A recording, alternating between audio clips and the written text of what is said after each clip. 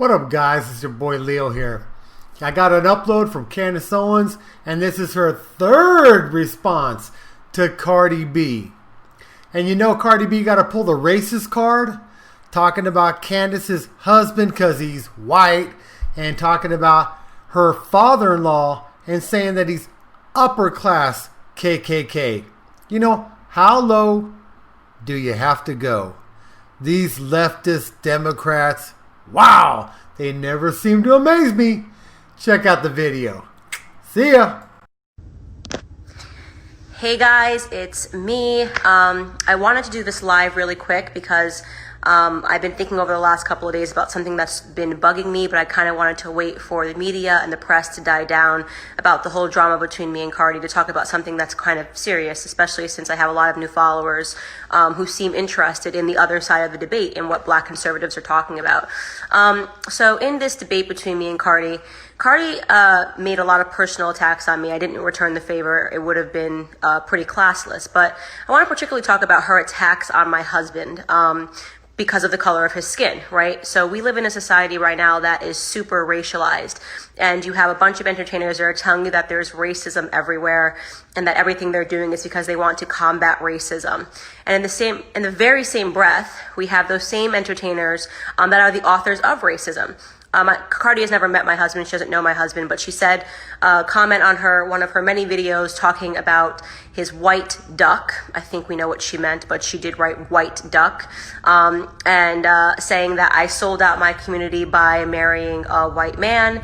And then another portion of one of her videos, she spoke about my father-in-law, who she has no idea who he is, and said that he's a part of the upper class KKK in the UK. First and foremost, I'm not going to address the stupidity of that claim.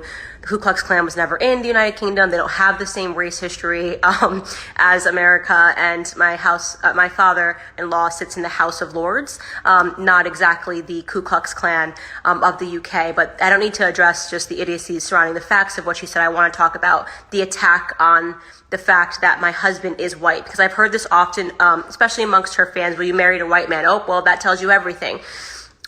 First off, I want you to just imagine the shoe is on the other foot. So let's use an example of an interracial couple. Serena Williams is married to Alex Ohanian, and that is the founder of Reddit. So she is easily, I mean, anybody would say Serena is the greatest athlete on the face of the planet. She is Black. She is proud to be Black, and she fell in love with a white man who is a techie, a Silicon Valley techie. I want you to imagine that Alex Ohanian and Mark Zuckerberg get into a silicon spat online. And rather than Mark Zuckerberg answering Alex Ohanian on the points that he made, Alex and Mark start talking about the fact that Alex is married to a Black woman. And could you imagine if Mark Zuckerberg put up a video in which he said, well, the problem with you is you betrayed your race because you married a Black, B-I-T-C-H, and you're with somebody who has a Black vagina. Just imagine what the world would do, right? If Mark Zuckerberg got on an Instagram Live and said something about the fact that Serena was Black and called out Alex for betraying his race, how would the world react? The world would go absolutely crazy. Mark Zuckerberg would have to sell the shares in his company, step down as the CEO. He would be gone. He would be canceled tomorrow because it's unbelievably racist, and it would be despicable for him to make an attack to suggest that a white man betrayed his race because he married a Black woman. It would be, you can't even think of this scenario because it would not be okay. I mean, he'd probably get knocked off of Facebook himself for harassment and discrimination and for being a flagrant racist. But for some reason, when Cardi B does this, we don't see that feedback in the media. We don't see the media going, wait a second, that's actually very racist for her to suggest that Blacks and whites shouldn't be marrying. So I want to also give you a history lesson on that and why it's one of the most despicable things that you're seeing a lot of young Black people say today. First and foremost, when you want to talk about Black history in this very same breath that you suggest that Blacks and whites should not be married, it shows that you know absolutely nothing about your history. You have absolutely no idea what your ancestors fought for. And I would point to all of you guys to go examine the Supreme Court case of Loving versus Virginia, when a Black woman and a white man, Mildred Loving and Richard Loving, fell in love and decided to do something quite simple and get married in Virginia. And because there were racial codes then, and they believed in racial integrity, there was something called the Racial Integrity Act in Virginia that was passed in the 1920s. They arrested them and they sentenced them to a year in prison. So just imagine our black ancestors being sentenced to a year in prison because they simply fell in love with a white man. This was a sort of discrimination and racism that went on in the South all over America. And these people fought for the right to love one another and took it all the way to the Supreme Court and scored the first win that actually illegalized miscegenation, which illegalized racial codes that didn't allow blacks and whites to get married. That's a little history lesson for you of what our ancestors have been through just for the right to love who they love, so that, Serena can marry Alex and nobody can say anything, and that's allowed to be. And now we have dramatically arrived into a society where you have people like Cardi B with a platform of 75 million people who is attacking the very same thing that our ancestors fought for: racial integration, for the right to fall in love with someone because of the person that they are.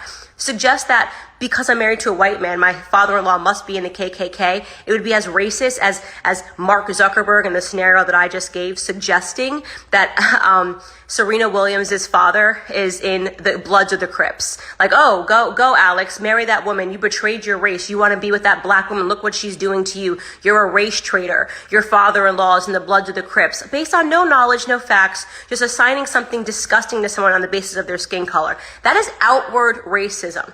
Okay? So when you ask why people that are black conservatives speak out against this, and when you say, oh, it's because they want to send the black community back, you're wrong. No, we're trying to keep the black community forward, and we're calling out the black celebrities, Hispanic celebrities that are actually trying to send our community backwards. What she is talking about is not racial justice. What she wants is racial injustice. And if you're following that, by the way, if you're a white person, you've downloaded her music, she just let you know what she thinks about you. She believes in racial segregation. She believes that blacks and whites shouldn't come together. I know all of her millions are not earned because all black people are buying her music. I've seen all the white girls doing the WAP dance on Instagram. And I know all of my white friends, all my black friends, they all have her music downloaded. Maybe it's time to revisit who you're supporting if these are the ideals that they espouse. Because there's nobody's music that I like so much that I would be comfortable with them jumping on a platform and attacking someone on the basis of their skin color, absent any facts, because you think that there is something wrong with actually living the Martin Luther King dream, actually living the Mildred Loving and Richard Loving dream. The idea that black Americans and white Americans can come together and be friends and date and fall in love and do all of these things because of the content of their character and not because of their skin color. In my opinion, Cardi B, you owe everybody an apology, not just white America, but black America, for saying something so ridiculously ass backwards and disgusting and despicable. And you should take it seriously. You probably won't, because again, you're not interested in politics. You're interested in having a platform and saying ratchet things and not actually trying to say you are. So I just wanted to wrap with that and just say that we need to start calling out all of these racist entertainers that have platforms that are pretending that they want to help when in reality they are trying to resegregate America, which is something that I'm not for. Thanks guys for listening. Oh, and buy my book, Blackout. We're actually number 3 in the nation right now, which is so incredible, and I want to be number 1, so thanks.